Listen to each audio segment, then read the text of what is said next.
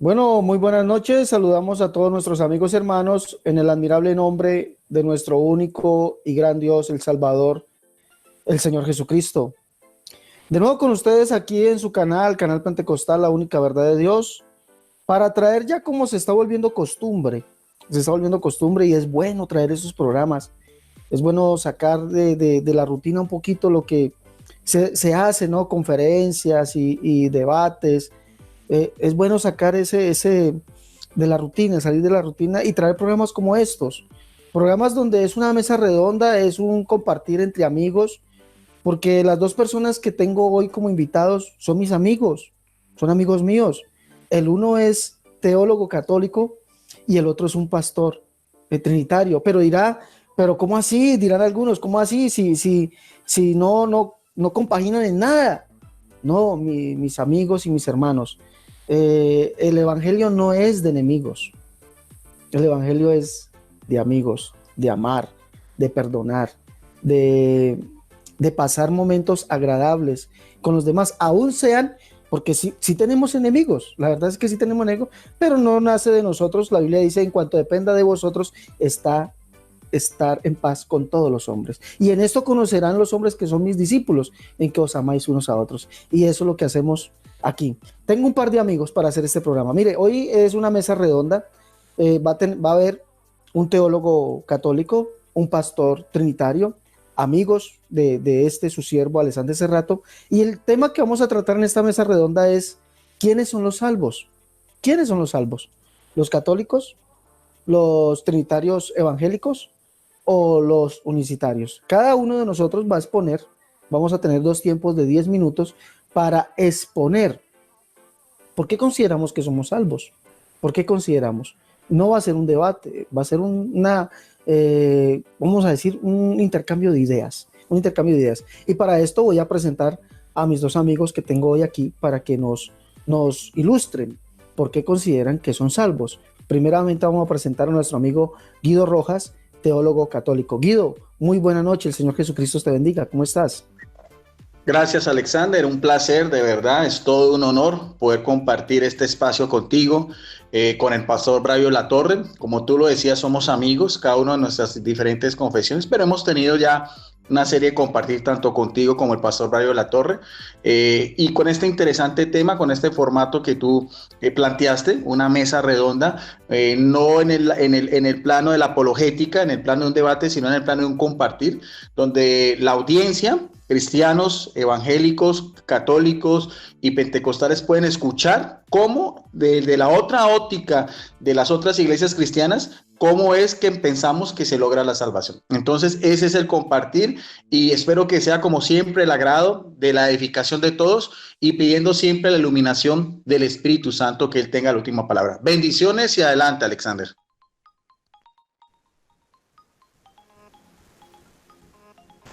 Bueno, muchas gracias al amigo Guido Rojas, teólogo católico. También tenemos al amigo pastor trinitario, el amigo Braulio de la Torre. Pastor, muy buena noche, el Señor Jesucristo te bendiga. Muchas gracias por estar en esta noche con nosotros. Dios te bendiga, Alexander. También le considero mi amigo y le aprecio, mi aprecio. Son 2 años tratando con usted y pues hemos tenido la oportunidad de estar en varios programas y de compartir también personalmente muchas cosas, ¿verdad? También saludo a Guido Rojas, un hombre en el que también he compartido, también le considero mi amigo. Y sí, es para mí también un honor estar aquí invitado a esta noche. Acepté la invitación de estar aquí por el aprecio que siento por Alexander Escobar Serrato. Él sabe que yo no debiera estar en esta hora aquí, pero lo he aceptado por aprecio y porque sé que es un programa muy interesante. Y evidentemente pues vamos a hacerlo dentro de toda la altura y la decencia posible. Bendiciones, Alexander, bendiciones, Guido, y a toda la audiencia.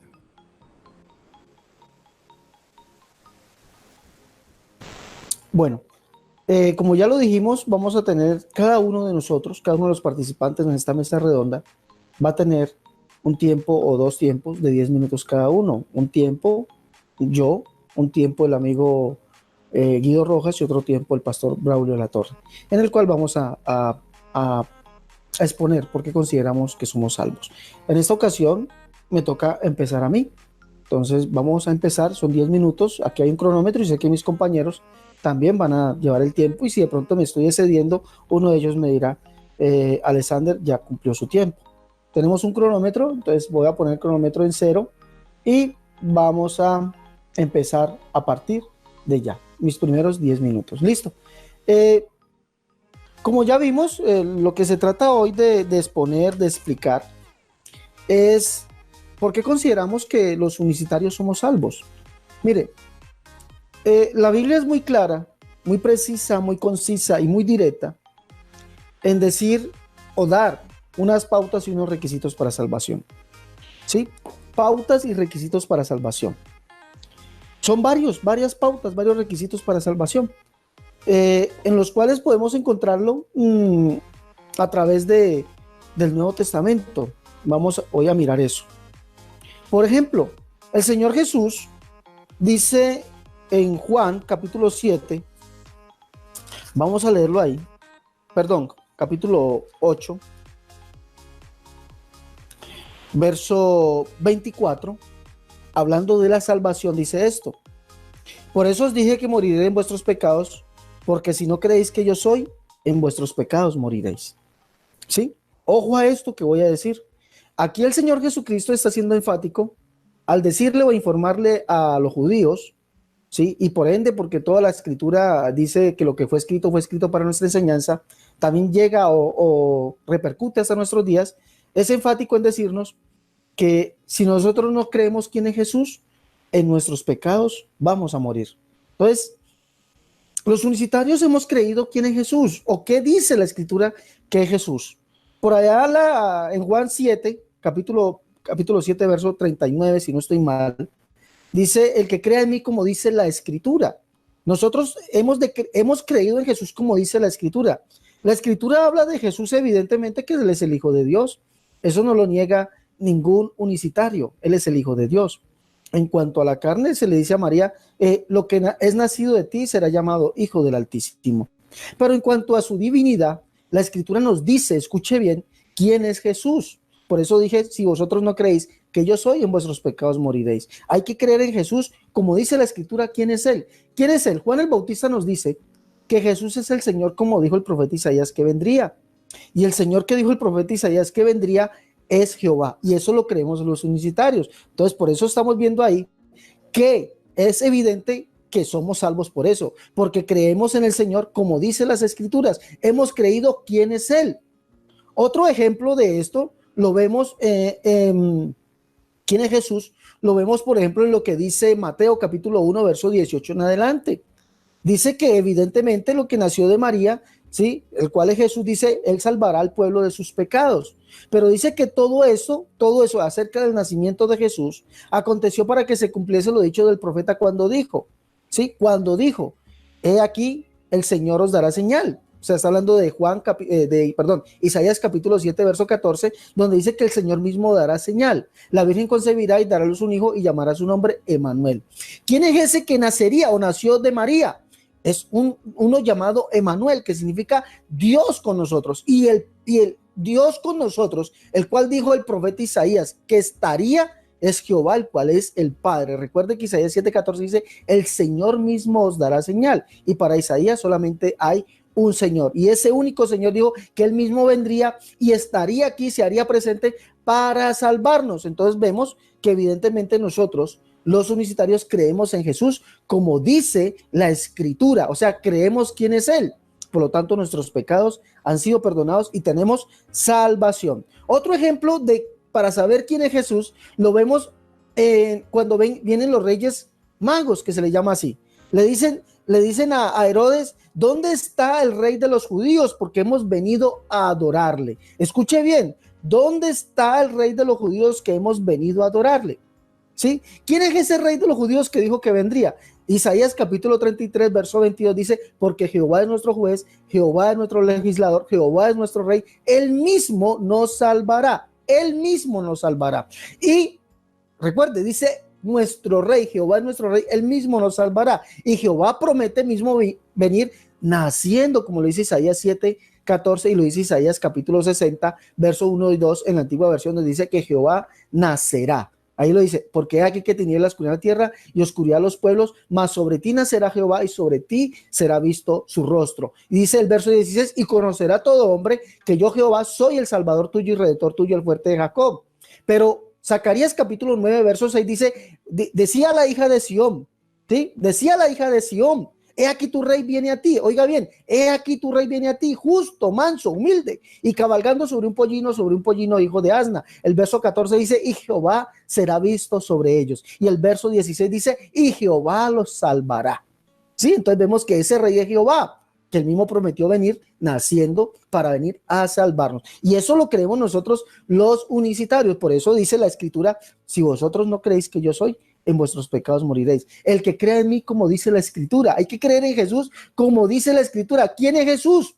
Como dice la escritura. Evidentemente dice la escritura que él es el Hijo al nacer, pero también dice que es el único Dios, el cual es el Padre que vino a salvarnos. Se hizo presente, ¿ya? Isaías 40 es lo que Juan el Bautista dice, que Jesús es el Señor, como dijo el profeta Isaías que vendría, ¿sí? Y el Señor que dijo el profeta Isaías que vendría es, voz que clama el desierto, prepara camino a Jehová, endereza calzada en la soledad a nuestro Dios. Y se manifestará la gloria de Jehová, y toda carne juntamente la verá, porque la boca de Jehová ha hablado, ¿sí? Y vendrá Jehová el Señor. O sea, Jehová es el que vendría, el único Dios, el único Señor, el cual es el Padre. Y eso lo queremos nosotros los unicitarios, por eso somos salvos. Ahora, hay otro acontecimiento especial. La Biblia me dice que la salvación depende de algo también. Me quedan unos minuticos. En estos últimos minuticos, voy a tratar de abordar esto. Y si no, queda también parte para la otra. Mire, Pablo, hablando a los tesalonicenses, dice que evidentemente hay una salvación, pero esa salvación tiene un vehículo, tiene un medio. Sí, dice, pero nosotros debemos dar, segunda de Tesalonicenses capítulo 2, verso 13, dice, pero nosotros debemos dar siempre gracias a Dios respecto a vosotros, hermanos amados por el Señor, de que Dios os haya escogido desde el principio para salvación, mediante la santificación por el Espíritu y la fe en la verdad. Escuche bien, la fe en la verdad, mediante, o sea, es el vehículo. La salvación tiene un vehículo, el cual es mediante la santificación por el Espíritu y la fe en la verdad. Debo decir que este requisito lo cumplen las iglesias del nombre de Jesús. ¿Por qué? Porque recibimos el Espíritu Santo y hemos conocido la verdad. Tito capítulo 1, verso 1, nos dice así. Tito 1, verso 1, hablándonos de la verdad, dice esto. Mire, y esto solamente, este requisito lo cumplen las iglesias del nombre. Dice, Pablo, siervo de Dios y apóstol de Jesucristo, conforme a la fe de los escogidos de Dios y el conocimiento de la verdad, que es según la piedad. Recuerde que Pablo dice que para ser salvo hay que ser santificado por el Espíritu y conocer la verdad. Y Pablo dice que el conocimiento de la verdad es según la piedad. ¿Cuál es la piedad? Dice, Dios fue manifestado en carne. Grande es el misterio de la piedad. E dice Pablo, indiscutiblemente, grande es el misterio de la piedad. Dios fue manifestado en carne. Y ese que Dios, la Biblia dice que solamente hay un Dios. Y la escritura complementa eso, que ese único Dios dijo que el mismo vendría. Ya lo leímos. Isaías 7:14, Isaías 33:22, Isaías 35:4, Isaías 61 y 2, verso 16. Ese único Dios dijo que el mismo vendría a salvarnos.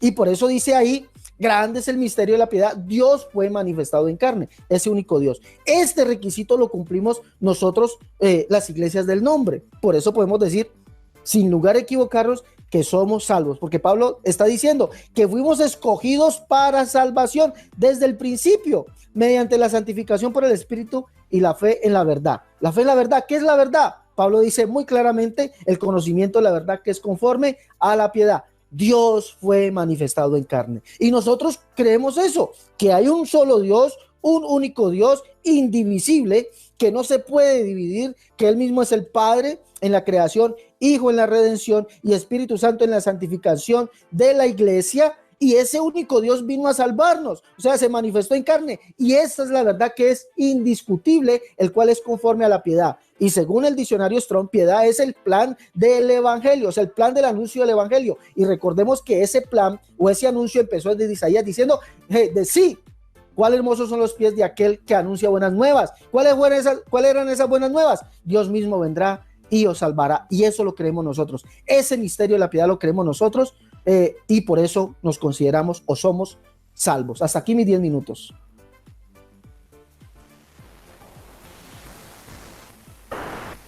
Bueno, sigue nuestro amigo Guido Rojas. Guido, tienes 10 minutos a partir de ahora. Gracias, Alexander. Por favor, si eres tan amable y faltando unos 2 minutos, me haces una ceñita porque no tengo en este momento cronómetro, ya que tú lo tienes. Gracias. Bien, escuchamos a nuestro hermano a Alexander Escobar. Ese rato, su óptica, a la perspectiva de la salvación desde la Iglesia Pentecostal Unida de Colombia. Para la Iglesia Católica, concordamos también en Jesucristo. Yo creo que, y todo el cristiano como tal, tiene que reconocer que Jesucristo es la salvación hecha carne. Por medio de él es el único camino y es la única forma en que se logra la redención de lo que fue el pecado, la desobediencia de Adán y Eva, en el cual todo el plan que tenía Dios preparado para la humanidad se frustró por la misma libre albedrío de estos primeros padres y también por la tentación del demonio en forma de serpiente. Por eso es que si nosotros vamos al Nuevo Testamento, que es la conclusión o el cumplimiento de todas las profecías, de los oráculos del Antiguo Testamento, todas las prefiguras que nosotros vemos en el Antiguo Testamento, patriarcas, profetas, reyes, sacerdotes, elementos, teofanías, el arca de la alianza, el maná, vemos ya cómo esa salvación se hace presente de una forma visible en la humanidad, en la persona de Jesucristo, el Hijo del Padre Eterno. Eso lo podemos analizar en muchos textos de la Biblia, pero hay dos que realmente vale la atención tener en cuenta para meditar en esta noche. Lo voy a hacer de esta Biblia católica. Siempre me gusta utilizar Biblias en físico. Esta es la Biblia de Navarra, es una Biblia católica de la Universidad de Navarra, España, una Biblia de estudio.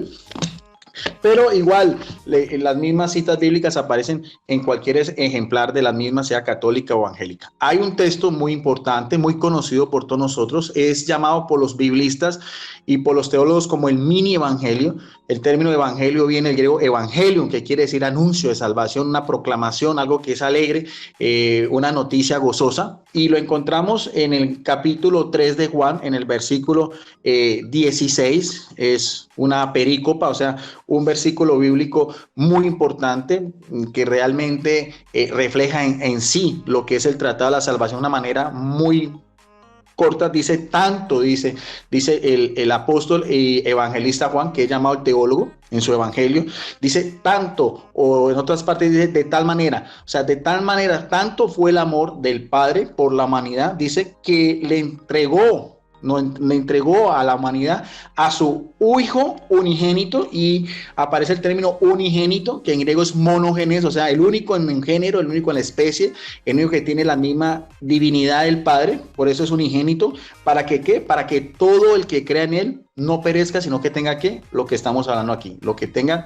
Creer en Jesucristo es garantía de tener vida eterna. Si más adelante vemos en ese mismo evangelio, ya en el capítulo 17, otro discurso muy bonito, se lo recomiendo a todo cristiano que lo medite en la palabra de Dios, lo que conocemos como la oración sacerdotal de Jesucristo, o sea, el momento culme de Jesucristo anterior a lo que fue su pasión, su muerte, y en la cruz por la salvación de toda la humanidad, su dolorosa pasión, de acuerdo también a todas las profecías que encontramos en el Antiguo Testamento, sobre todo Isaías 53, el siervo doliente. Y vemos en el capítulo 17 ese encuentro tan cercano en el huerto o el jardín de Getsemaní de Jesucristo, el jueves santo en la noche anterior, por ahí llegada a la medianoche. Pero solamente en el verso 3 también hay algo importante que tiene relación con lo que acabamos de ver anteriormente. Dice Jesucristo, dice, esta es la vida eterna. Nótese bien que se vuelve a hacer énfasis en el término vida eterna. ¿Y cuál es la vida eterna? Dice el mismo Jesucristo, el que veíamos que es el unigénito del Padre, que te conozcan a ti, el único Dios verdadero, refiriéndose al Padre, al Shaddai, el Elohim, el Olam, el Eterno, el Dios de dioses, el en fin, en todo lo que era Dios en la manifestación del Padre en el Antiguo Testamento, que te conozcan a ti, el único Dios verdadero, y sigue diciendo, porque no es solamente al Padre, y a Jesucristo, el término Jesús, o sea, Dios es salvación, Cristo en griego, ungido, sagrado, a quien tú enviaste. O sea, la salvación depende de la misma designio del Padre, desde la caída de Eva, en lo que se conoce como el protoevangelio, o sea, el primer anuncio de la salvación, que está en Génesis 3:15. Pondré enemistades entre ti y la mujer, entre tu linaje y el suyo. Él te aplastará la cabeza mientras tú le morderás el cañal. Eso lo vemos reflejado en la encarnación de Jesucristo y aquí también ya anterior a lo que era la muerte de Jesucristo. Entonces, pensamos que la salvación depende tanto del designio del Padre por amor a nosotros como la obediencia y la entrega del Hijo en la redención de toda la humanidad. Y una redención que es a nivel universal, cobija a todo el género humano, no solamente cristianos católicos, cristianos evangélicos, cristianos pentecostales, sino también musulmanes, judíos y las demás iglesias y demás confesiones religiosas, porque lo dice en 1 Juan 2:2, dice que la muerte de Jesucristo es por la redención de todo el género humano, o sea, de todo el mundo. Ahora, seguidamente a eso los católicos pensamos que también tiene un papel importante en la salvación, lo que es, por ejemplo, los santos, los amigos de Dios. En este caso, todos saben que la Iglesia Católica tiene una veneración especial a la Virgen María por ser la Madre de Jesucristo, la esclava del Señor, la discípula fiel, como intercedió en las bodas de Caná. Nosotros pensamos que también en el cielo ella puede seguir intercediendo por nosotros. Al ladrón en la cruz le promete, hoy estarás conmigo en el paraíso. Y hay un texto también muy importante sobre lo que es hacer peticiones, oraciones, súplica, lo que es la intercesión de toda la iglesia como tal. El término iglesia es asamblea, reunión o congregación de fieles, que lo encontramos en la primera carta de Timoteo, capítulo 2, verso del 1 en adelante. Dice: la voluntad salvífica universal de Dios. Por eso te agradezco ante todo, dice Pablo a Timoteo, este joven episcopo. ¿Qué es lo que le dice Pablo a Timoteo? Que es una exhortación que viene directamente de él. Dice que se hagan súplicas, 1, que se hagan oraciones, 2, que se hagan peticiones y acciones de gracias por todos los hombres. Nótese bien, o sea, una intercesión unos por otros, por los emperadores, por todos los que ocupan altos cargos, para que pasemos una vida tranquila y serena con toda piedad y dignidad. Aquí aparece el término piedad que nuestro amigo Alexander Escobar hace rato hacía énfasis. Todo ello hace énfasis en el verso 3, refuerza la idea, exegéticamente hablando, dice que todo es bueno y agradable ante Dios nuestro Salvador. O sea, eso es bueno y agradable ante Dios nuestro Salvador. Que se hagan oraciones, peticiones, súplicas, lo mismo que hace un pastor en su congregación por la comunidad, lo mismo que puede hacer un sacerdote también por la comunidad, lo mismo que pueden hacer los santos en el cielo por los que estamos vivos en la tierra. Ahora, sigue diciendo que la voluntad de Dios quiere que todos los hombres, otra vez, en general la humanidad, se salven y lleguen al conocimiento de la plena verdad. ¿Cómo se logra la salvación y el pleno conocimiento? Sigue diciendo, ahora sí, el papel primordial, principal, dice, porque uno solo es Dios, uno solo también el mediador entre Dios y los hombres, Jesucristo, hombre. Vemos bien que esta cita bíblica tiene la misma connotación exegética, hermenéutica y teológica de lo que habíamos hablado en Juan 3:16 y en Juan 17:3. ¿Y por qué es importante Jesucristo? Sigue diciendo el mismo apóstol de los gentiles, el apóstol de las naciones, el apóstol que no conoció a Jesucristo, sino que en el camino de Damasco fue tumbado de su caballo cuando estaba persiguiendo a los cristianos. Llegó a ser de gran perseguidor, de ser un gran perseguidor a ser perseguido por la causa del evangelio. Dice que se entregó a sí mismo en redención por todos nosotros. Este testimonio es dado a su debido tiempo. Entonces, que quede claro que para la Iglesia Católica la salvación es por Jesucristo, de acuerdo al designio del Padre. Creemos que también se pueden hacer peticiones, súplicas, intercesiones entre todos nosotros ante Jesucristo, porque ante el Padre solamente está el Hijo. Y eso quiero que quede claro. O sea, si María puede interceder o los santos, solamente es en Jesucristo, no ante el Padre. 2 minutos. Y finalmente también hay otra cita bíblica que no quiero dejar pasar por alto, que está en el Evangelio de Mateo, capítulo 25, verso del 31 en adelante, uno de los llamados discursos escatológicos, donde Jesucristo deja muy claro cómo también se logra la salvación, que es por medio de fe y por obras. Dice también la palabra de Dios, cuando venga el Hijo del Hombre en su gloria, o sea, el Hijo de Dios, el término con que se designaba a Jesucristo, de acuerdo a Daniel 7, 13, 14, en la gloria y acompañado de ¿quién? De los ángeles del cielo, se sentará entonces en su trono de gloria, ya un trono por la redención que hizo en la cruz, y serán reunidos ante él otra vez toda la gente separando los unos a los otros, como el pastor separa las cabras de las ovejas. Pondrá las ovejas a su derecha y los cabritos a la izquierda. Entonces dirá el rey, vemos bien los títulos que se identifica a Jesucristo: Hijo de Dios, juez, rey. A los que están a su derecha dice: venid benditos de mi Padre, tomad posesión del reino preparado para vosotros desde la creación del mundo. ¿Cómo se logra esta salvación también? Aquí están las obras: porque tuve hambre y me diste de comer, tuve sed y me diste de beber, era peregrino y me acogiste, estaba desnudo y me vestiste, enfermo y me visitaste, en la cárcel y viniste a verme. Aquí viene lo más importante. Entonces le responderán los justos, el término justo, o sea, los que alcanzan esa salvación: Señor, otro título a Jesucristo, que cuando te vimos hambriento, te dimos de comer, sediento y te dimos de beber, cuando te vimos peregrino, te acogimos, o desnudo te vestimos. La respuesta la dice Jesucristo en el verso 39, en el verso 39 sigue diciendo: hoy cuando te vimos enfermo en la cárcel y vimos a verte. En el verso 40 resume la idea central Jesucristo diciendo: el rey responderá y le dirá: en verdad les digo que cuanto hiciste con uno de estos mis hermanos más pequeños, por mí mismo lo hiciste. Entonces, hasta ahí mi primera intervención. Gracias, Alexander, y le damos paso a nuestro amigo el pastor Braulio de la Torre.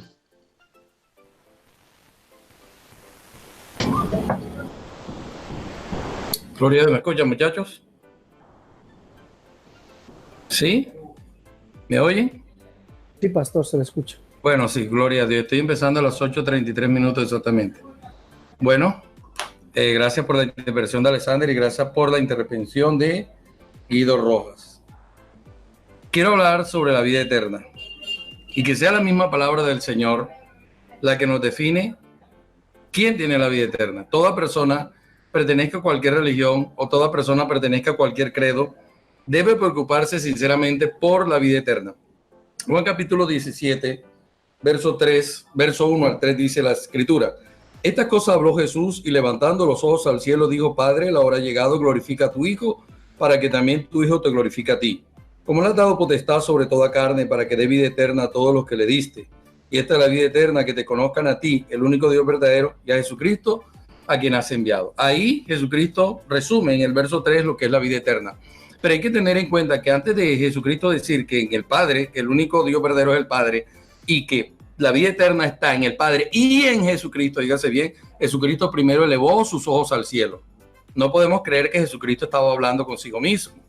No podemos creer que Jesucristo estaba hablando con su propia persona. Porque si fuese que estuviese hablando consigo mismo, entonces no sería una verdadera oración. Dice el verso 1, léase bien, Juan 17:1. Esta cosa habló Jesús y levantando los ojos al cielo dijo: Padre. Jesucristo se está refiriendo a alguien que no es el mismo como el Padre, porque Cristo no podía orarse a sí mismo, ni Cristo podía pedirse a sí mismo. Entonces, ya después que se ha referido al Padre, le pide que el Padre lo glorifique. Recuérdese que Jesucristo no podía glorificarse a sí mismo.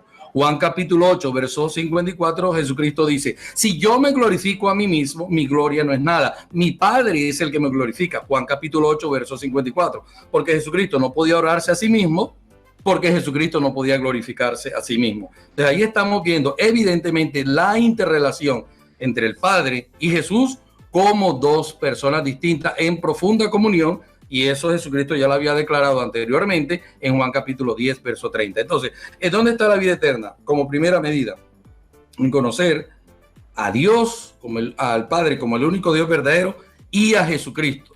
Es decir, si solamente consistiera en conocer que Dios, el Padre, es el único Dios verdadero, y no a Jesucristo, Jesucristo no se hubiese unido a esa parte. Entonces, la vida eterna está en conocer que Dios, el Padre, es el único Dios verdadero, y a Jesucristo. Y Cristo lo aclara: al que enviaste, no enviándose él a sí mismo. Entonces, la vida eterna está en el Padre y la vida eterna está en el Hijo. Jesucristo le dice: glorifica a tu Hijo, porque ya en Juan 8:54 él dijo: no me glorifico yo a mí mismo, sino que mi Padre me glorifica. Jesucristo no se glorificó a sí mismo, Jesucristo no se oró a sí mismo, Jesucristo lo oró al Padre y el Padre lo glorificó, y esa es palabra de Dios y es palabra de vida eterna. La primera carta de Juan, óigase bien, en el capítulo 1, del verso 1 al 3, dice lo siguiente, hablando también de la vida eterna: lo que era desde el principio, lo que hemos oído, lo que hemos visto con nuestros ojos, lo que hemos contemplado y palparon nuestras manos tocante al verbo de vida, porque la vida fue manifestada y la hemos visto y testificamos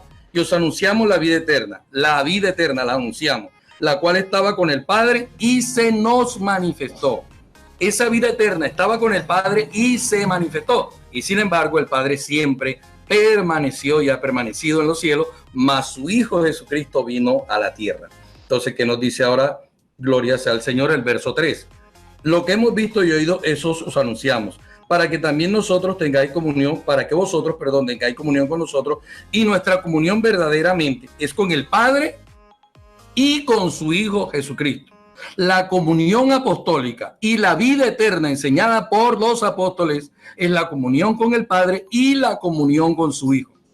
No es la comunión solamente con el Padre o con otra forma del Padre. Es la comunión con el Padre y con su Hijo Jesucristo, como dos personas completamente diferenciadas y en quien está la vida eterna. Gloria sea al Señor. Yo tengo comunión con los apóstoles porque mi comunión es con el Padre y con su Hijo Jesucristo. Yo no agrego a más nadie en la comunión que tengo con el Padre y con su Hijo Jesucristo. El Padre es todo suficiente para mí y su enviado, el Salvador, 1 Juan 4:14, el Padre ha enviado a su Hijo y ese Hijo que el Padre envió, no que se autoenvió Jesús mismo, ese Hijo que el Padre envió es el Salvador. Entonces yo no necesito, aparte del Padre y del Hijo, óigase bien, y aún el Espíritu Santo, en Hebreos 9:14, Jesucristo se entregó mediante el Espíritu Eterno. Ahí está claramente Padre, Hijo y Espíritu Santo. Yo no necesito a más nadie, diferente al Padre, diferente al Hijo y diferente al Espíritu, como único, solo y verdadero Dios. Entonces, Juan 8:54, Jesucristo dice, yo no me glorifico a sí mismo. Juan capítulo 17, verso 1, él dice, Padre, glorifícame. Entonces Jesucristo dice, el que lo glorifica es el Padre, y la vida eterna está en conocer al único Dios verdadero y a Jesucristo. Y la comunión apostólica en la cual yo participo es, dice el verso 3, nuestra verdadera comunión es con el Padre y con su Hijo Jesucristo. Y eso lo creo yo y lo creemos todos los evangélicos trinitarios. No agregamos a más nadie. No agregamos a más nadie esa comunión. Comunión Padre, comunión Hijo, comunión Espíritu Santo, en unidad como el único, solo y verdadero Dios. Jesucristo en Juan capítulo 17, verso 1 al 3, no se está orando a sí mismo. Jesucristo en Juan capítulo 8, verso 54, dice, no me glorifico yo a mí mismo, sino que el Padre me glorifica. Otro es quien glorifica a la persona de Jesucristo. Gloria es al Señor. La misma carta de primera de Juan capítulo 5, verso al 13, primera de Juan capítulo 5, verso 11 al 13, nos dice dónde está la vida. No es lo que nosotros digamos, no es lo que digan las personas que nos rodean, no es lo que nosotros pensemos, es lo que dice la Escritura, la palabra del Señor. ¿Dónde está la vida? Primera de Juan capítulo 5, verso 11 al 13 dice, y este es el testimonio que Dios nos ha dado vida eterna, y esta vida está en su Hijo. Está en su Hijo como otra persona diferente al que dio la vida, que es el Padre. El que tiene al Hijo, un verdadero Hijo como un verdadero Padre, tiene la vida.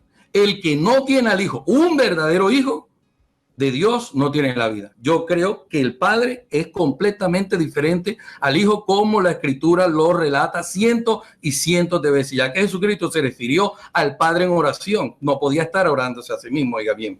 Dice, el que no tiene al Hijo de Dios no tiene la vida. Estas cosas os he escrito a vosotros que creéis en el nombre del Hijo de Dios, para que sepáis que tenéis vida eterna y para que creáis en el nombre del Hijo de Dios. Entonces, la vida eterna está en creer que el Padre es el único Dios verdadero y Jesucristo.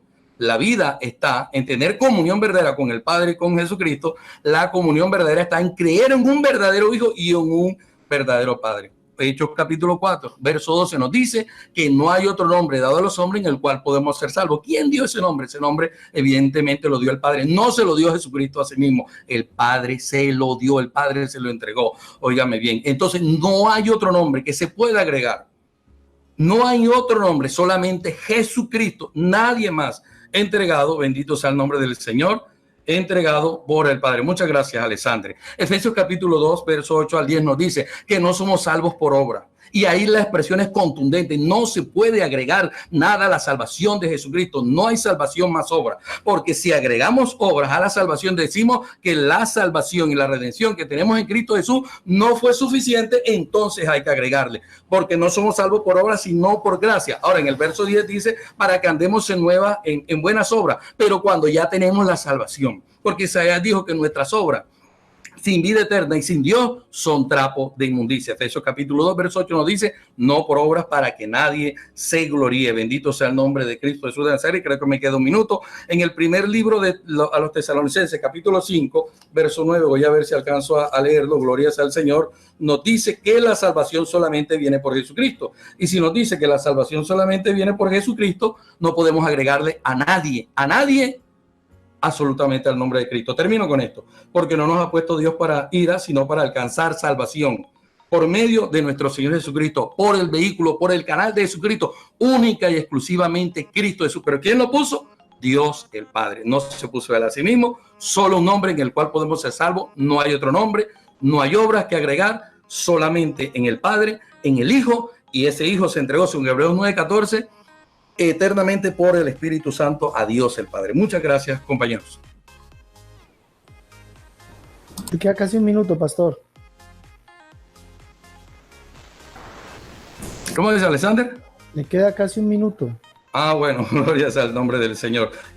Tito capítulo 2, verso 11, y con esto termino, Alexander. Permítame, Tito capítulo 2, verso 11. Entonces, primero a los Tesalonicenses 5:9 nos dice que solamente tenemos salvación por medio de Jesucristo. No con más nadie, no podemos agregar. Porque si agregamos a alguien, entonces estamos diciendo que la obra de Jesucristo en la cruz no fue toda suficiente. Tito 2:11, permíteme que llegue ya, estimado Alexander, muchas gracias. Tito 2:11 dice, porque por la gracia de Dios, se ha manifestado salvación a todos los hombres. Y esa salvación tiene un nombre. Hechos capítulo 4, verso 12, Cristo Jesús, nombre todo suficiente para vida eterna. Muchas gracias, Alexander, muchas gracias, Guido. Bendiciones.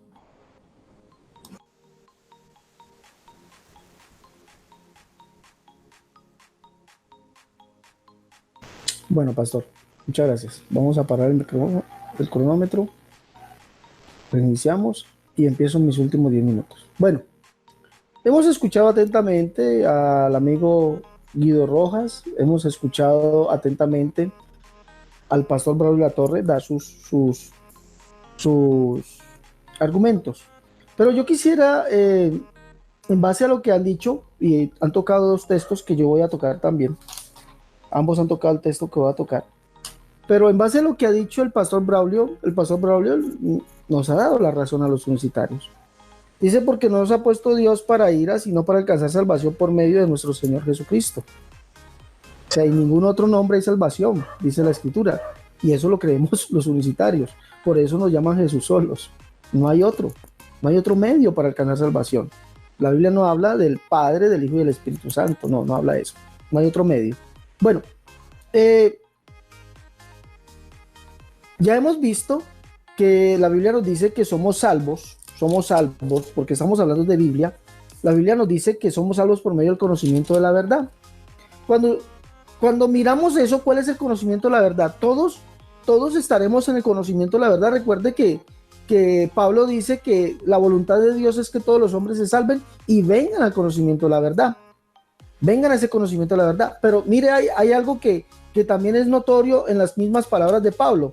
Dice que todos aquellos que no conozcan la verdad serán condenados. Por ejemplo, Segunda Tesalonicenses capítulo 2, verso 10 dice, y con todo engaño de iniquidad para los que se pierden por cuanto no recibieron el amor de la verdad para ser salvos. O sea, el que no quiera aceptar la verdad, esta verdad que ya estamos hablando, Dios fue manifestado en carne y Pablo dice que esa es la verdad, ¿sí? El conocimiento de la verdad que es según la piedad. El que no conozca esta verdad o no quiera aceptarla, dice que será condenado, lo está diciendo la Escritura. Romanos capítulo 2, verso 1:18 dice, porque la ira de Dios se revela desde el cielo contra todo hombre, contra toda impiedad e injusticia a los hombres que detienen con injusticia la verdad. O sea, el que no quiera creerlo, se revela la ira de Dios. Capítulo 2, verso 8 dice, pero ira y enojo a los que son contenciosos y no obedecen la verdad, sino que obedecen la injusticia. Hay que obedecer la verdad para ser salvos. Ya vimos cuál es parte de esa verdad, pero la Escritura nos sigue hablando de la verdad. Por ejemplo, si miramos nosotros, si queremos ser salvos, la Escritura nos dice, por ejemplo, el Señor dice en Juan capítulo 17, verso 17, santifícalos en tu palabra es verdad.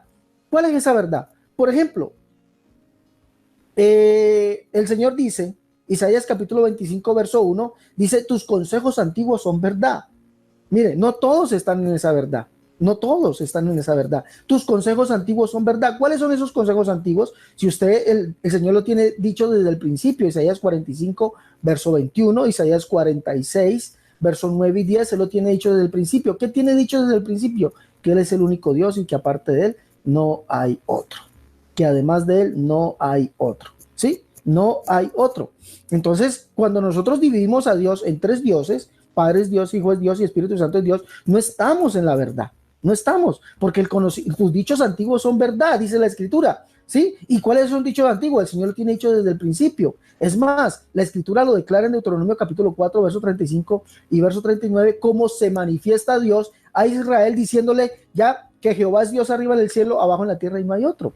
Esos son los dichos antiguos. Y la Biblia se viene diciendo o manifestando toda esa verdad por todo el Antiguo Testamento y también por el Nuevo Testamento.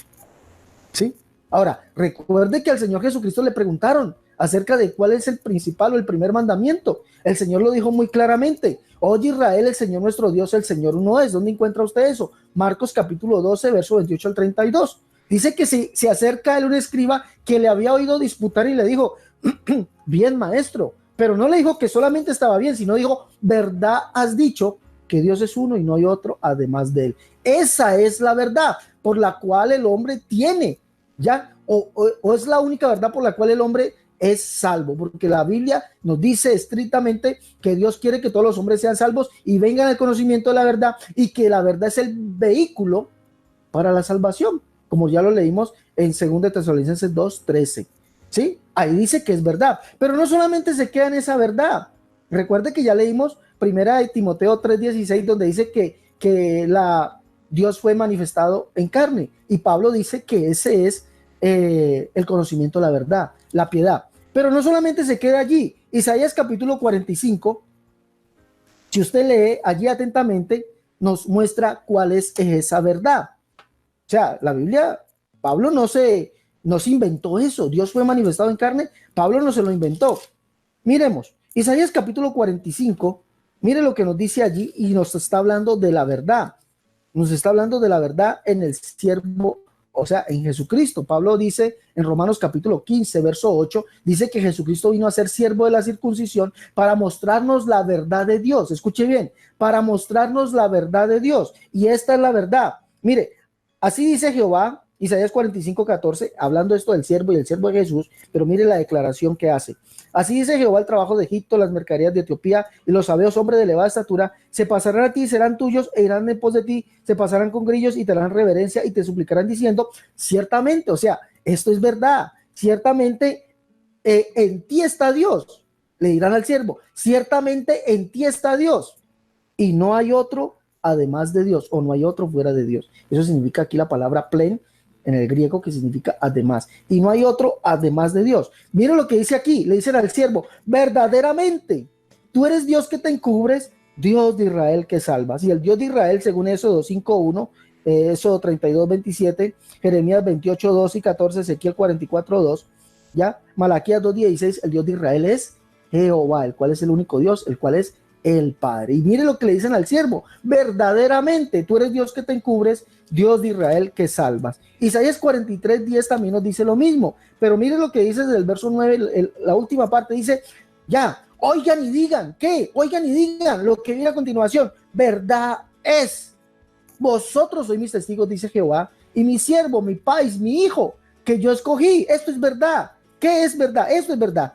Ya vosotros sois mis testigos, dice Jehová, y mi hijo, o sea, mi siervo, que yo escogí, pero es para que entendáis, me conozcáis, creáis, entendáis que yo soy Él. Yo soy Él. Mire, esto es verdad. ¿Está usted en esa verdad? Si usted está en esta verdad, es salvo. Si no está, dice que los que detienen con injusticia la verdad, se condenarán. ¿Está usted en esta verdad? Espero que esté en esta verdad, porque es la verdad que lo lleva a la salvación.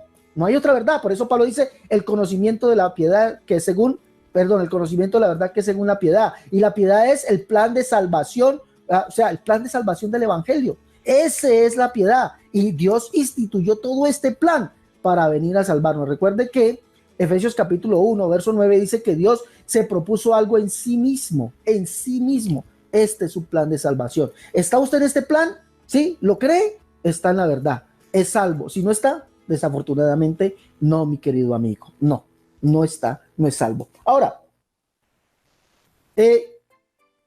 hay otro texto, por ejemplo, lo que dice Mateo capítulo 7, verso 23, dice que el Señor dirá a ciertos personajes: apártense de mí, hacedores de iniquidad o de maldad.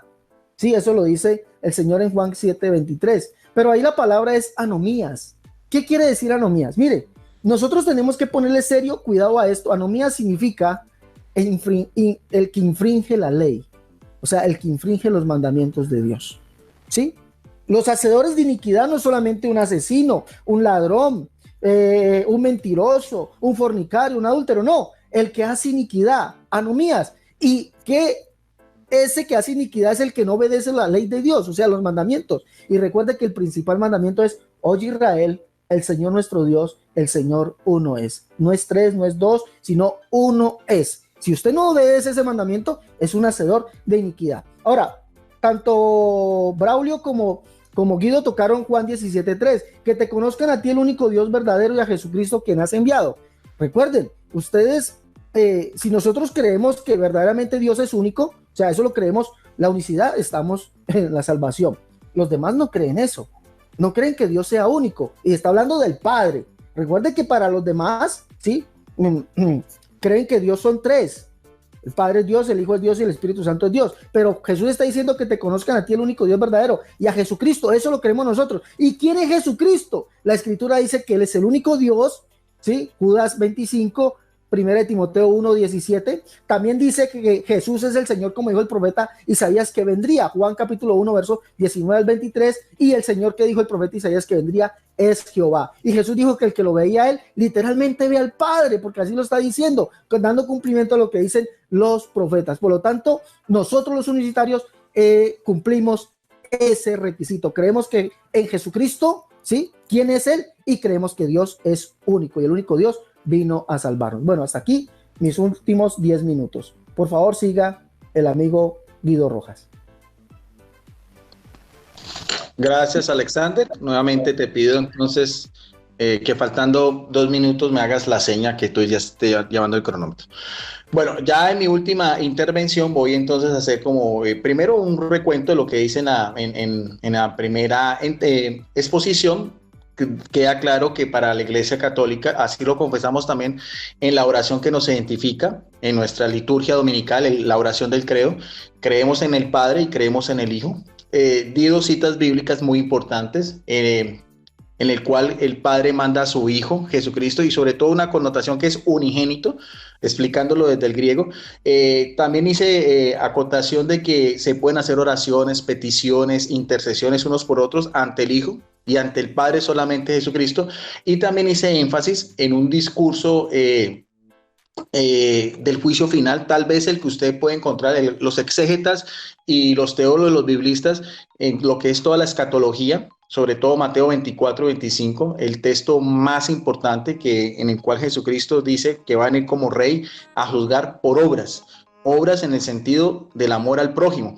Por eso decía un místico de la Iglesia Católica, decía San Juan de la Cruz, un español del siglo XVI, decía que al final de nuestra vida seremos examinados en el amor. El mismo amor que hace mención Pablo en 1 Corintios capítulo 13, verso 13, donde dice que la fe, la esperanza y el amor son importantes, pero sobre todo prevalece el amor. Para la Iglesia Católica también hay unos medios para alcanzar la salvación, porque ese es el tema, la salvación, no tanto si Jesucristo y el Padre son diferentes. Mis 2 compañeros están tal vez enfocados en eso. Yo lo que estoy haciendo énfasis es en la salvación. Para la Iglesia Católica se conoce lo que son los sacramentos, son los medios, las premisas, son las ordenanzas dadas por Jesucristo para alcanzar precisamente esa vida eterna. Creemos que el primero de todos, el más importante, el sacramento de iniciación cristiana, es el bautismo. Está consignado en muchos pasajes, pero evidentemente en Juan Marcos capítulo 16, verso 16, dice Jesucristo a sus apóstoles antes de regresar al Padre, el Señor Jesús, después de hablarles, les elevó al cielo. En el verso 16, estaba leyendo el 19, dice: el que crea en Jesucristo, en sus palabras, en lo que Él manda, y sea bautizado, se salvará, pero el que no crea se condenará. Entonces pensamos que el bautismo es importante, ese mismo bautismo que se dio de una forma masiva después del Pentecostés por el apóstol Pedro, porque tenía una primacía también. Creemos que el apóstol Pedro tuvo un papel importante, que en este momento hay una sucesión apostólica hasta llegar a Francisco, 267 sucesores en esa cátedra, en ese mandato de ser pastores de la Iglesia de Jesucristo. En Hechos 2:38 al 41 vemos que Pedro hace todo un discurso y se convierte en 3,000 personas venidas de todo el mundo antiguo. La universalidad o la catolicidad que estaban ahí presentes en la fiesta de Pentecostés, judíos, paganos, prosélitos y demás. Es muy importante ese texto, pero hay otra forma también para alcanzar la salvación, otro sacramento, el más importante para la Iglesia Católica es la Eucaristía. El término Eucaristía viene del griego Eucaristei, que quiere decir acción de gracias. Hay un discurso eucarístico también de gran connotación en la teología católica, se encuentra en el Evangelio de San Juan en el capítulo 6. Voy a hacer solamente énfasis en lo que son el verso 51 y el verso 58. Ese discurso o esa predicación la dio Jesucristo en la sinagoga de Cafarnaúm un día sábado, un día de precepto para los judíos, donde reiterativamente dice cómo se logra la salvación eterna. Dice en el verso 51 al 58, nos dice la palabra de Dios. Yo soy, dice Jesucristo, ego sum, yo soy el pan vivo que ha bajado del cielo. Si alguno come este pan, vivirá eternamente. Nótese bien que está hablando de salvación eterna. El pan que yo daré, lo dice de una forma textual, es mi carne para la vida del mundo. Los judíos se pusieron a discutir entre ellos, ¿cómo puede este darnos de comer su carne? Jesús les dijo otra vez, replica nuevamente, hace una exhortación más amplia. En verdad, repite nuevamente, que sus palabras son verdaderas, os digo que si no coméis la carne del Hijo del Hombre y no bebéis su sangre, no tendréis otra vez que vida en vosotros. El que come mi carne, hace otra vez énfasis, y bebe mi sangre tiene vida eterna y yo le resucitaré en el último día, porque mi carne es verdadera comida y mi sangre es verdadera bebida. El que come mi carne y bebe mi sangre permanece en mí, o sea, una íntima unión, y yo en él. Igual que el Padre, aquí está la relación directa, la comunión que hay entre todos los cristianos con el Hijo y el Hijo ante el Padre, lo que estamos viendo anteriormente, y que tiene una connotación con lo que decíamos de 1 Timoteo capítulo, que hacía énfasis, capítulo 2, verso 1-7, dice, el que come mi carne y bebe mi sangre, permanece en mí y yo en él. Igual que el Padre me envió, vive y yo vivo por el Padre, hacia que el que me coma y vivirá por mí. Este es el pan que ha bajado del cielo, o sea, Jesucristo ha bajado del cielo. Muriendo quien coma este pan, vivirá eternamente. Entonces, hasta ahí es importante. Ahora, ese discurso eucarístico también tiene ya su cumplimiento en lo que conocemos como la última cena o la cena del Señor, que está en los evangelios sinópticos, pero especialmente podemos hacer énfasis en el evangelio de Lucas, en el capítulo 22, verso del 17 al 20. Jesucristo reunió con sus apóstoles, tomando el cáliz, dio gracias, aquí el término dar gracias es Eucaristei, y dijo, tómenlo, distribuyan entre vosotros, pues os digo que a partir de ahora no beberéis del fruto de la vid hasta que venga el reino de Dios. Y tomando el pan dio gracias, otra vez el término dar gracias, lo partió y se lo dio diciendo, esto es mi cuerpo. Nótese bien que es una forma literal, textual, que es entregado por vosotros. Hace esto en memoria mía. Ese mismo memorial, ese mismo recordatorio es lo que la Iglesia Católica ha venido haciendo en el transcurso de la historia durante 2000 años, especialmente el día domingo, que es llamado Dei Dominis o el Día del Señor, por ser el día de la resurrección. Tan importante era esa celebración eucarística para los cristianos que mucho tiempo después, hacia el año 60, vemos en una de las cartas del apóstol Pablo, el que decíamos que no conoció a Jesucristo en vida, pero el gran apóstol a los gentiles, el gran apóstol a las naciones, en su primera carta a la comunidad de fieles en Corintio, en Asia Menor, vemos en lo que es el capítulo 11, verso del 23 al 29, algo también y que tiene esa misma connotación, dice así la palabra de Dios, instrucción de la Eucaristía, recibirla dignamente. Dice el apóstol Pablo, porque yo recibí del Señor, o sea, directamente es una revelación divina, lo que también os transmití, que el Señor Jesús, la noche en que fue entregado, como vimos anteriormente, tomó pan, dando gracias, otra vez el término Eucaristei, lo partió y dijo, esto es mi cuerpo, que será por vosotros entregado, hace esto en memoria mía. Y de la misma manera, después de cenar, tomó el cáliz diciendo, este cáliz es la nueva alianza, haciendo referencia ya a una nueva alianza eterna, no solamente como era en la antigüedad con el pueblo de Israel, sino una alianza que incluía también, como lo había ordenado en Hechos 1:8, ser testigos de Jesucristo, no solamente a los judíos, sino también a los samaritanos, a los gentiles y hasta la consumación y hasta los confines de la tierra. Hay otra vez la catolicidad o la universalidad de la iglesia de Jesucristo. Entonces dice, este cáliz de la nueva alianza es mi sangre, en cuantas veces lo bebéis, hacedlo en memoria mía, porque cada vez que coméis este pan y bebéis este cáliz, anunciad la muerte del Señor hasta que Él venga, o sea, hasta la segunda venida de Jesucristo, que en griego se conoce como el término parusía. Así pues, y es importante lo que resalta, quien come el pan o bebe el cáliz del Señor indignamente, aquí está la palabra clave, indignamente, gracias Alex, será reo del cuerpo y de la sangre del Señor. Examínese cada uno a sí mismo, entonces coma el pan y beba el cáliz. Entonces, ese es el sacramento más importante para la Iglesia Católica en cuanto a lo que es la Eucaristía como la Cena del Señor. Hay un último pasaje que quiero resaltar también, está en la carta de Santiago, capítulo 5, verso 13-15. Hay otro sacramento que la Iglesia Católica conoce como la unción de los enfermos y que también hace énfasis a lo que es el sacramento de la confesión de los pecados, en lo que es la jerarquía eclesiástica de la Iglesia Católica, episcopos, presbíteros, diáconos y ya lo que es el pueblo de Dios. Dice también la palabra de Dios, valor de la oración, sacramento de la unción de los enfermos. En esta Biblia de Navarra católica, dice el apóstol Santiago, ¿estás triste alguno de vosotros? Que recen. ¿Estén contentos? Que canten salmos. ¿Están enfermos alguno de vosotros? Que llame a los presbíteros o a los ancianos de la iglesia. Nótese ven que sí había una jerarquía eclesiástica desde la época de los primeros, del inicio del cristianismo, y que oren sobre él ungiéndolo con aceite en el nombre del Señor Jesucristo, porque todos se hacen en el nombre de Jesucristo, se bautizan en el nombre de Jesucristo, se realiza la Eucaristía en el nombre de Jesucristo, se unge a los enfermos en el nombre de Jesucristo. Y la oración de la fe salvará al enfermo y el Señor le hará levantar. Si hubiera cometido también pecados, le serán perdonados. Así pues, confesaos unos a otros los pecados y rezad unos por otros para que seáis curados. La oración fervorosa del justo mucho puede hacer.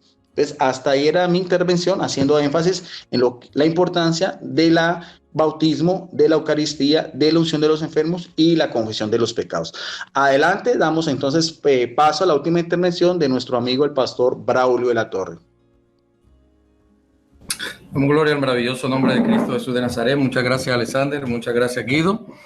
Bueno, aprovecho también para decirles que mañana jueves, con el permiso de Dios, vamos a tener, Alexander y yo, un interesante programa sobre la palabra de Elohim. También invitamos a Guido y a toda la audiencia que esté pendiente mañana, con el permiso de Dios, a las 7 de la noche. Bueno, voy a hacer un pequeño recorderis, porque yo aquí vine a hablar de la vida eterna.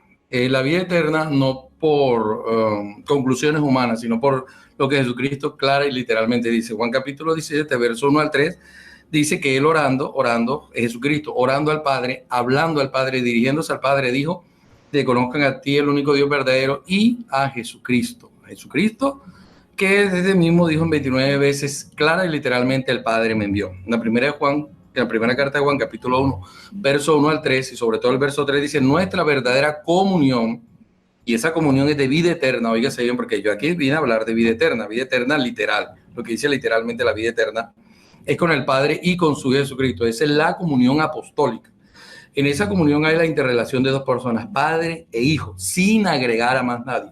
Todo lo que se agregue de nombres, de hechos, acciones, ritos, ceremonias, entra única y exclusivamente en el plano de la imaginación y en el plano especulativo, y por ende, por no estar fijada en las Escrituras, no debemos hacer reparo en prestarle atención, porque, y repito, entran única y exclusivamente en el terreno de la especulación. Óigase bien. También habíamos dicho que hay un solo nombre en el cual podemos ser salvos, un solo y único nombre, pero este nombre Jesucristo no se lo dio a sí mismo. Jesucristo no se glorificó a sí mismo, porque él mismo lo enseñó en Juan capítulo 8, verso 54, yo no me glorifico a mí mismo. Y solamente en ese nombre nosotros tenemos la salvación. Si podemos agregar otro nombre, si agregamos otro nombre, entonces estamos diciendo que el nombre de Cristo no es suficiente y estamos diciendo que la obra de Cristo no es suficiente. Entonces hay que agregarle obras, hay que agregarle nombres, hay que agregarle ritos, hay que agregarle ceremonias, y por ende entonces estamos limitando la obra, óigase bien, salvadora de nuestro Señor Jesucristo. Por otro lado, tenemos en Efesios capítulo 2, versos 8 al 10, que la salvación es por gracia, gratis, y no por obras. Ahora, el verso 10 nos dice que entonces ya yo siendo salvo por medio de la salvación que Jesucristo gratuitamente me entregó, óigase bien, yo ando en buenas obras. Porque las buenas obras antes de la salvación, fuera de la salvación en Cristo, y sin Cristo Jesús son trapo de inmundicia, como claramente lo relata el libro de Isaías. Pero las obras no salvan. Las obras no salvan. Salva Cristo Jesús. No podemos tener una ceremonia como el bautismo salvándonos y a Jesucristo salvándonos, porque tenemos a dos salvadores. Yo creo totalmente que la muerte de Cristo es toda suficiente para salvarme, y su sangre, su nombre es todo suficiente. No necesito otro nombre, no necesito un rito más. Óigaseme bien, que no me salva, sino que confirma mi salvación, pero que no me salva porque a mí me salva Cristo. Yo creo que Cristo es mi único salvador y su sangre me ha limpiado. No necesito otro nombre, no necesito, óigaseme bien, otra cosa que se agregue a eso, que es el bautismo. El bautismo confirma mi fe, no me salva, gloria sea al Señor. En Efesios capítulo 2, verso 8 al 10, primera a los Tesalonicenses 5:9 nos está diciendo que la salvación es por medio de Jesucristo. Gloria sea el nombre del Señor por siempre. Agregar nombres, agregar formas, agregar obras, agregar maneras, términos y todo aquello es simplemente agregar aquello que es perfecto y aquello que es completo. La salvación por medio de Jesucristo, y a ese Cristo lo puso como Salvador y lo envió como Salvador el Padre. Primera de Juan capítulo 4 verso 14. Tito capítulo 2 verso 11 nos dice que la gracia de Dios ha revelado la salvación, y esa salvación tiene un solo y único nombre. Se llama Jesucristo. Hebreos capítulo 5, verso 9 nos dice que Jesucristo, quien rogaba al Padre, óigase bien, y no se podía rogar a sí mismo, porque si Jesucristo se rogaba a sí mismo, entonces no era una verdadera oración. Jesucristo está orándole a alguien que no es el mismo, porque entonces es una verdadera oración. De lo contrario sería una apariencia, y Cristo es el único eterno autor de eterna salvación, y no podemos agregar a nadie ahí con ese nombre santo que es Cristo, porque es el único mediador entre Dios y los hombres. Primera Timoteo 5, primera de Juan capítulo 2 verso 1 al 2 nos dice: si hemos pecado, tenemos un solo abogado, un solo mediador, un solo intercesor. Hebreos capítulo 7 verso 25, un solo abogado. Primera de Juan capítulo 2 1 al 2, bendito sea el nombre del Señor. Y tenemos un intercesor aquí en la tierra. El único representante de Dios en la tierra es el Espíritu Santo, quien intercede por nosotros, según Romanos capítulo 8, verso 26 al 27, que intercede con gemidos indecibles, y esto hay que hablarlo. El Espíritu Santo, enviado por el Padre y enviado por el Hijo, óigaseme bien, es el que inicia la era de la iglesia en Jerusalén, año 33. La iglesia de Hechos, óigaseme bien, la iglesia de Hechos. Entonces el representante de Dios en la tierra no es un hombre, no puede ser un hombre, es el Espíritu Santo quien intercede, óigaseme bien, por los creyentes. Romanos capítulo 8, 26 al 27. Y tenemos a Jesucristo, óigase bien, como Señor. Pero a ese Jesucristo es el Padre, según Hechos capítulo 2, verso 36, el Padre le ha hecho Señor y le ha hecho Cristo. Óigaseme bien, esa es la vida eterna.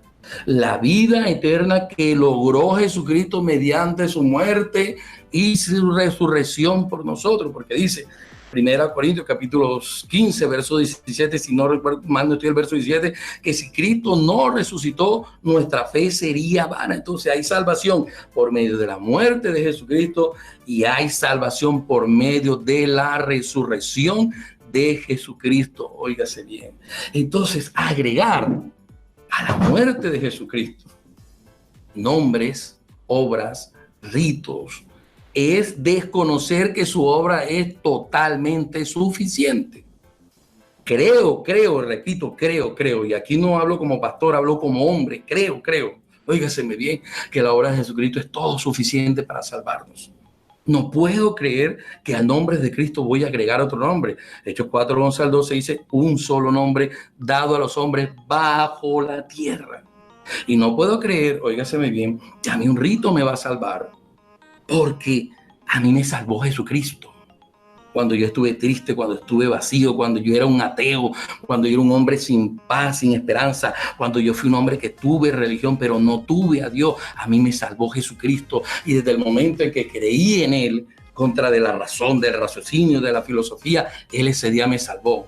Cuando fui a las aguas bautismales, porque yo soy bautizado, y aquí se bautizan a las personas, pero no porque el bautismo les salve, sino que el bautismo confirma la fe del creyente, porque si el bautismo salvara, óigaseme bien, yo fui bautizado cuando era un niño pequeño y no sabía que me habían bautizado, y sin embargo yo llevé una vida de pecado.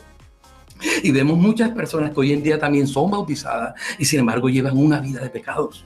Si el bautismo salvara, oígase bien, entonces las personas que se bautizan no volverían, muchas gracias Alexander, 2 minutos, no volverían a pecar nunca más. Más nunca volverían a pecar. Pero estamos observando, oígaseme bien, en diferentes posiciones de la Biblia, en diferentes posiciones religiosas, que hay gente bautizada, oígaseme bien, y sin embargo llevan una vida deplorable.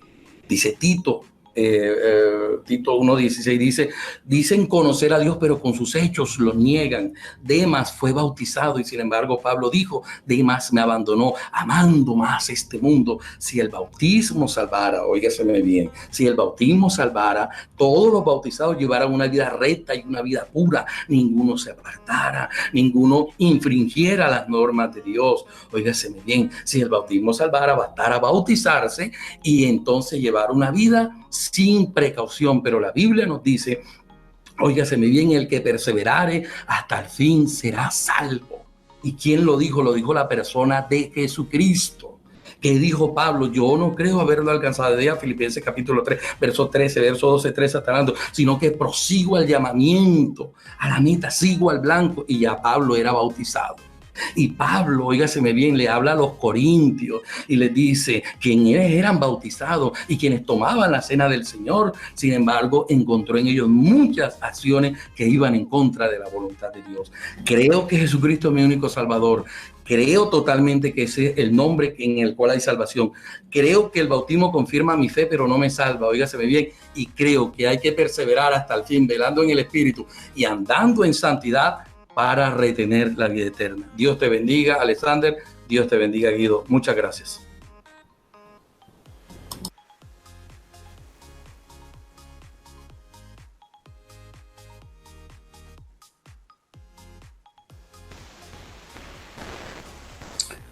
Bueno, damos gracias a nuestros participantes en la noche de hoy, al amigo católico Guido Rojas, al amigo trinitario, pastor Braulio de la Torre, por esta noche haber aceptado la invitación de estar con nosotros.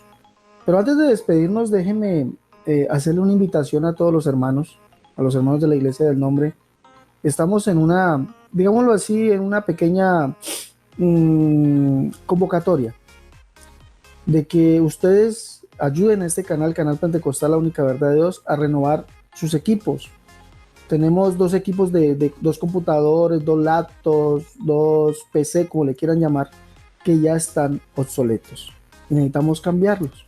O sea, en esos equipos hemos transmitido, ya el uno prácticamente ha estado de baja, y este con el cual estamos transmitiendo también necesitamos renovarlo. Entonces, rogamos, mis hermanos, su ayuda para que usted nos ayude a lograr adquirir ese equipo. Un equipo bueno, un equipo con el cual podamos editar los videos con la cámara que compramos, editar esos videos, tener un programa, meter ese programa, comprar ese programa y meterlo ahí.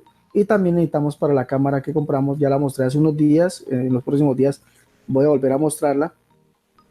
Necesitamos unos micrófonos inalámbricos para que usted pueda disfrutar de entrevistas, pueda disfrutar de cantantes en un nuevo programa que vamos a lanzar que se llama Zona Pentecostal. Bueno, si usted quiere contribuir, hermano, puede llamarme. Mi número es el +57 318 436 0745. +57 318 436 0745. Ustedes vieron que esa plata que nos dio, ese dinero que nos dieron algunos hermanos, ya en estos días voy a hacer un programa especial para decir quiénes fueron esos hermanos que nos ayudaron a comprar la cámara. Vamos a ese dinero se invirtió. Ese dinero se invirtió en esa cámara, una cámara profesional. Entonces, si usted quiere colaborarme adquiriendo esos micrófonos inalámbricos y adquiriendo un equipo laptop, un portátil, como le llamen en su país, yo le agradecería enormemente, hermano, porque eso es para seguir en esta obra tan maravillosa. Bueno, vamos a despedirnos ya. Esto ha sido un compartir. Ustedes han visto el respeto, han visto la amistad que nos une, Guido, Braulio, mi persona. Tenemos diferencias, digámoslo así, bíblicas, enormes, pero nos une una amistad. Guido, Dios te bendiga. Muchas gracias por haber estado con nosotros en esta noche. Gracias, Alexander, y gracias al pastor Braulio Latorre. Y sobre todo hay otra cosa, no solamente nos une la amistad, sino Jesucristo. Él es el centro de nuestra fe, cada uno en nuestra propia posición. Aquí lo vimos, lo dialogamos. Me gustó mucho este formato, Alexander, me encanta mucho porque se rompe mucho con el esquema del debate, a veces de la polémica. Me gustaría, si tú lo permites y también el pastor Braulio Latorre quisiera, volver en un próximo compartir a cualquier tema. Podríamos tratar el tema de Jesús o el tema de la iglesia o el liderazgo, en fin, con el pastor Braulio Latorre tenemos ese debate pendiente, después hablaríamos con él.